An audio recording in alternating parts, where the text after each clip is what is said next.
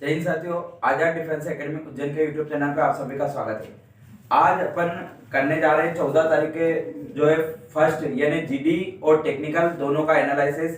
और मेरे साथ जुड़ चुके हैं आजाद डिफेंस एकेडमी में पढ़ाते हैं हरीश सर, और वो आपको बताएंगे किस तरह का पेपर आ रहा है, क्या लेवल है तथा किस तरह के क्वेश्चन बन रहे हैं। वो पूरी जानकारी आपको व्यवस्थित बताएंगे, तो आप वीडियो को पूरा देखें गाइस। तो अभी सर आपको बताएंगे किस तरह का टेक्निकल का पेपर आया है, साथ ही हम बाद में कट ऑफ की भी डिस्कस करेंगे टेक्निकल की कि कितना जा सकता है। ठीक है, जय हिंद। आज के कांस्टेबल जीडी वाले जो मॉर्निंग शिफ्ट का पेपर था उसमें काफ़ी क्वेश्चन अभी जो अब नई शिफ्टें जो चल रही है, जो अभी लगभग 10 तारीख से स्टार्ट हुई है, इनमें प्रायिकता हो गया, क्रमचय संचय वगैरह हो गया, इन सब से थोड़े से लेवल बढ़ा के क्वेश्चन पूछने लगा। आज मैंने भी पेपर दिया तो मैंने भी यही जानने के लिए इस एग्ज़ाम में अपेयर हुआ था कि किस तरह के पेपर आ रहे हैं, क्या पैटर्न रहता है। तो आज पेपर देने के बाद ये लगा कि पेपर में कोई ज़्यादा कठिनाई वाली बात इतनी रही नहीं, और ज़्यादातर क्वेश्चन अब लास्ट में जाके एडवांस में से पूछने लगा है। जैसे कि आज भी ज्योमेट्री के भी लगभग 2 प्रश्न थे, समांतर चतुर्भुज से एक था, समद्विबाहु त्रिभुज से भी एक सवाल था, इसी टाइप से प्रायिकता थी, और साइंस के लगभग 7 एक प्रश्न थे, जिसमें आप देख सकते हो कि बायोलॉजी से एक डिसीज से क्वेश्चन था, और अपने फिजिक्स में प्रेशर के एक फॉर्मूले से क्वेश्चन था। तो इसी टाइप से 2-4 और प्रश्न थे, अलग अलग साइंस वगैरह थी। ज़्यादा डिफिकल्ट पेपर नहीं लगा। मैथ्स रीजनिंग काफ़ी, मतलब अगर आपने थोड़ी बहुत तैयारी कर रखी है सही से, आपने अगर कॉन्सेप्ट अच्छे बेसिक कॉन्सेप्ट अगर सही से समझ रखे हैं, तो आप आराम से मैथ्स रीजनिंग बहुत सही से कर सकते हो। अब इसके अलावा जो टेक्निकल पेपर था मेरा, इसमें टेक्निकल पेपर भी था।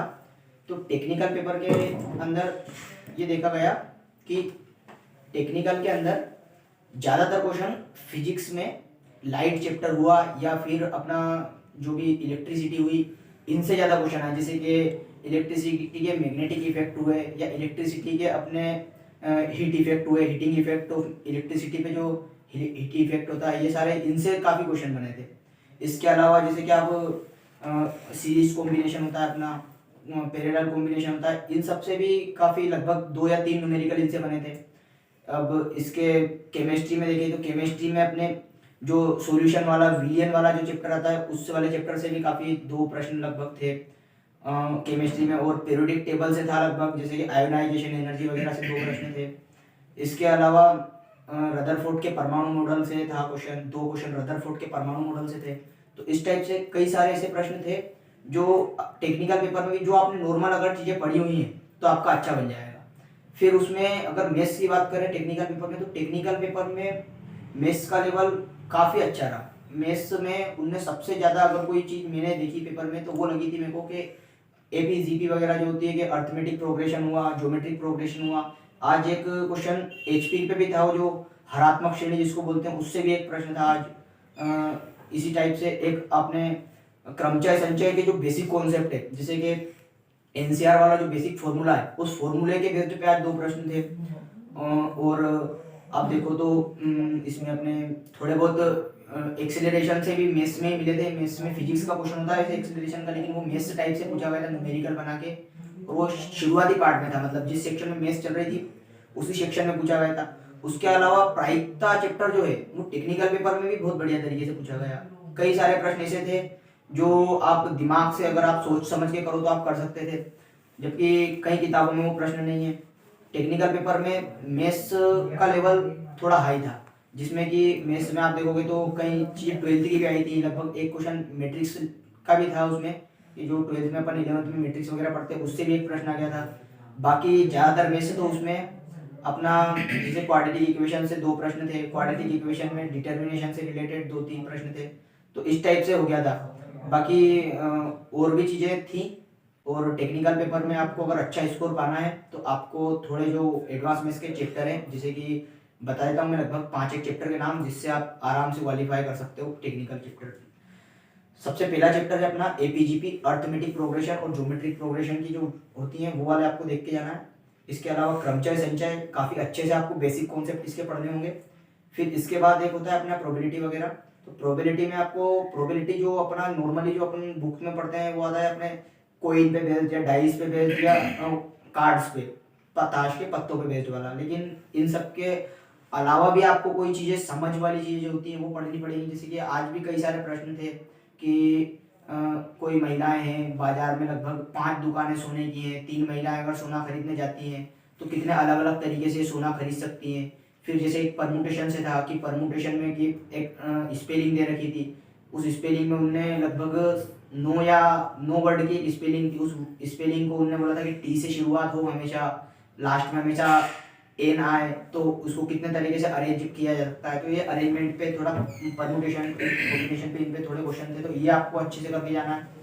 फिर इसके अलावा अगर साइंस की बात करें तो साइंस में आपको टेक्निकल पार्ट के लिए सबसे बढ़िया तरीके से आपको शुरुआत की जो केमिस्ट्री है, जहाँ से अपनी केमिस्ट्री की शुरुआत है, जैसे कि रदरफोर्ड हुआ या फिर नील्स बोहर के मॉडल हुए, इन सब पे जैसे एटॉमिक स्टिक वगैरह के ऊपर जो चीज़ें आती हैं, इन सबको बहुत अच्छे से देख के जाना है। जैसे इलेक्ट्रॉनिक कॉन्फ़िगरेशन पे, इलेक्ट्रॉनिक विन्यास जिसको बोलते हैं, उससे रिलेटेड भी आज कई 2 प्रश्न पूछे गए थे कि लास्ट में इलेक्ट्रॉनिक विन्यास, लास्ट शेल में इलेक्ट्रॉनों की संख्या क्या होगी। तो इस चीज़ों से रिलेटेड आपको काफ़ी अच्छे तरीके से पढ़ना होगा, तो आपका स्कोर बेटर हो सकता है। तो गाइस देखा इन्हें जो है सर ने आपको पूरा चैप्टर एनालिसिस आपको करवाए, और साथ ही मैं आपको बता देता हूं कि सर को अभी जीडी के पेपर में 86 नंबर आए। 86 देखो गाइस अपने आप में बहुत ज्यादा नंबर। आजकल सेंटर पे बहुत कम बच्चों को हमने पूरे एनालिसिस में देखे, लेकिन 86 नंबर किसी को नहीं आए। तो आजाद डिफेंस एकेडमी पे ये पढ़ाते हैं, लेकिन 86 नंबर आए। इसके बाद टेक्निकल पेपर में भी इनको बहुत ज्यादा अच्छे नंबर आए। साथ में मैं आपको बताऊंगा कि रेलवे एनटीपीसी भी ये क्लियर थे, है ना। उसके बाद आरपीएफ की जो वैकेंसी थी वो भी टच में पहुंच गए थे ना। हाँ, तो ऐसा 3-4 वैकेंसी यहाँ पर ये क्लियर है। इसके बाद में अभी जो है एमपी पुलिस में भी बहुत ज्यादा 86, साथ में टेक्निकल में भी बहुत ज्यादा नंबर है। तो हम आज टेक्निकल के कट ऑफ पर डिस्कस करने चाहेंगे कि टेक्निकल में क्या कट ऑफ जाने वाला है रेडियो के लिए, क्योंकि जीडी के कट ऑफ तो हमने ऑलरेडी हमारे यूट्यूब चैनल पे डाल रखे, लेकिन टेक्निकल का कट ऑफ क्या रहने वाला वो बताना हम चाहेंगे, क्योंकि अभी टेक्निकल के पेपर स्टार्ट हुए हैं, 2-3 दिन हुए हैं। तो थोड़ा सा टेक्निकल का कट ऑफ के बारे में सर से डिस्कस करना चाहेंगे, क्योंकि ओवरऑल लैब पे अगर 1-2 बंदा वहां पे अधिकतर 8-10 बंदे के नंबर जरूर देख सकता है, और हमने एनालिसिस करा उसमें अधिकतर 20, 25, 30, 35 वाले हमें टेक्निकल वाले मिले। तो सर आपको बताएंगे किस तरह SC, ST, OBC, general, EWS का कट ऑफ जाने वाला। हाँ, तो सर क्या जाएगा मेरे ख्याल से एससी, एसटी की, ओबीसी? जैसे कि जिस तरीके से कि पेपर का लेवल है और वहाँ पे जो मैंने स्थिति देखी स्टूडेंट्स की, और अभी तक भी अपन जैसे कि अब आजाद डिफेंस एकेडमी काफ़ी समय से, जब से मध्य प्रदेश पुलिस की परीक्षा स्टार्ट हुई, जब से सेंटर पे जा जाके अलग अलग सेंटर पे उज्जैन पे एनालिसिस करा रही है। और अभी आपने देखा होगा कि टेक्निकल पेपर हुए उसी दिन से आज सर काफ़ी मेहनत कर रहे हैं, लगातार सेंटर पे जाके बच्चों से, टेक्निकल वालों बच्चों से मिल रहे हैं। आज भी सर लगभग शिफ्ट के लगभग सभी बच्चों से कम मिले हैं, उनसे स्कोर जाना है। तो जितनी जानकारी हमने, जितना डाटा इकट्ठा करा है नंबर से रिलेटेड, उसमें एक ही बात पता चल रही है कि बहुत कम, मतलब 40 पार वाले बच्चे तो हमको इतने कम मिले हैं कि कोई उम्मीद भी नहीं है कि कोई 40 पार कुछ जाता है। लेकिन अगर ज़्यादा से ज़्यादा कट ऑफ भी गया तो एसटी एससी का कट ऑफ ज़्यादा से ज़्यादा 45-50 के बीच में रह जाएगा, ओबीसी का 50-55 तक रहेगा, और जनरल का लगभग 60 तक में निकल जाएगा। टेक्निकल पेपर में नंबर लाना लोगों के लिए बहुत ही ज़्यादा मुश्किल हो जा रहा है, क्योंकि हो क्या रहा है कि इसमें इलेक्ट्रॉनिक्स वगैरह, आईटीआई की, ट्रेड की चीज़ें बहुत ज़्यादा पूछी जा रही हैं। तो अगर आपका स्कोर एसटी एससी में होते हुए अगर 45 की समथिंग है तो आपका आसानी से टेक्निकल पेपर निकल जाएगा। आपके एसटी एससी और बाकी जीडी वाले कांस्टेबल पेपर के लिए तो सर ने आपको काफ़ी अब चैनल पे वीडियो अपलोड कर रखे हैं कि क्या कट ऑफ रह सकती है, आपको फिजिकल की तैयारी कैसे करनी है, उन सब के बारे में। लेकिन टेक्निकल पेपर में तो कि एसटी एससी का 45 के समथिंग में निकल जाएगा, जबकि अगर अपन देखें ओबीसी का समथिंग 55 एवरेज पे निकल सकता है, जबकि अपने जनरल के लिए 60 नंबर समथिंग कुछ भी हो सकता है, 60 के आसपास। इतना कट ऑफ की मेरे हिसाब से उम्मीद में लगा सकता हूँ। तो गाइस देखा आपने कि इस तरह का कट ऑफ कुछ जाने वाला है, क्योंकि सही बोल रहे हैं बिल्कुल, टेक्निकल में जो है नंबर मार्क्स लाना बहुत मुश्किल है। क्योंकि गाइस जो हम 12वीं में रहते हैं उस समय जो पेपर पढ़ते हैं उससे भी हाई लेवल का भी पेपर आ रहा है। 12वीं में जो क्वेश्चन लॉन्ग थे, करीब आधा घंटा 10-15 मिनट हमारे लगते थे एक सॉल्व करने में, वैसा टेक्निकल का पेपर आ रहा है। तो बच्चों के मार्क्स बहुत कम आ रहे हैं। हमने बार बार एनालिसिस करा, उससे जानकारी मिली कि जो है नंबर बहुत कम आ रहे हैं। तो आपसे बोल दिया अगर 45 नंबर आए हैं आपका SC ST से, तो आप बिल्कुल फिजिकल की तैयारी करो। अगर 50 से और 55 के बीच है तो आप OBC से हो और फिजिकल के लिए बिल्कुल तैयारी कर स्टार्ट कर दो। और 55 से 60 के बीच है तो आप जनरल के लिए फिजिकल स्टार्ट कर दो गाइस। क्योंकि आपको पता है टेक्निकल वाला स्टूडेंट अगर एग्जाम भी निकालेगा तो उसका फिजिकल बहुत ज्यादा वीक रहता है, तो फिजिकल में भी उसका टाइम लगेगा। और साथ ही मैं एक बात बोलना चाहता हूं कि आजाद डिफेंस एकेडमी पर फिजिकल की न्यू बैच स्टार्ट हो चुकी है, तो आप जरूर ज्वाइन कर लें न्यू बैच को।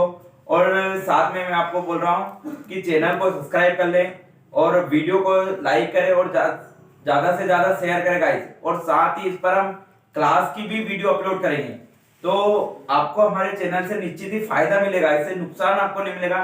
इसलिए चैनल को सब्सक्राइब जरूर करें। धन्यवाद आजाद डिफेंस की ओर से। धन्यवाद। जय हिंद। जय हिंद।